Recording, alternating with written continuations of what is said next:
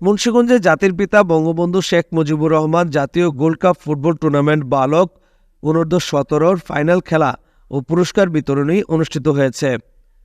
মঙ্গলবার 9 জুলাই শহীদ বীরশ্রেষ্ঠ flight lieutenant Motiur Rahman স্টেডিয়ামে মুন্সিগঞ্জ সদর উপজেলা প্রশাসনের আয়োজনে এই ফাইনাল খেলা অনুষ্ঠিত হয়। খেলায় অংশগ্রহণ করেন মুন্সিগঞ্জ সদর উপজেলার আদারা ইউনিয়ন বনাম চরকেয়ার ইউনিয়ন। দুই দলের আক্রমণ ও পাল্টা আক্রমণের মধ্য দিয়ে আদারা ইউনিয়ন বনাম চরকেয়ার ইউনিয়ন 1-1 গোলের ব্যবধানে ড্র হয়।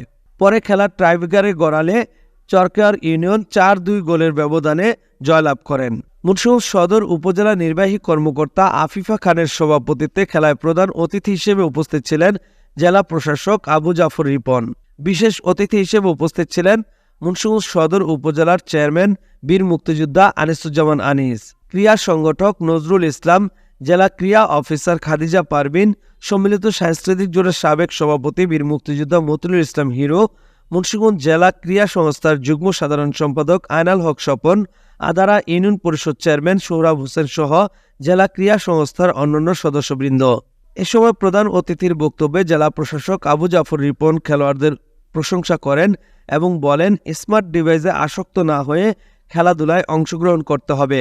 পরে তিনি দ্বিতীয়বারের মতো ডিসি কাপ ফুটবল টুর্নামেন্টে অংশগ্রহণ করার জন্য খেলোয়াড়দের প্রস্তুত থাকার আহ্বান জানান।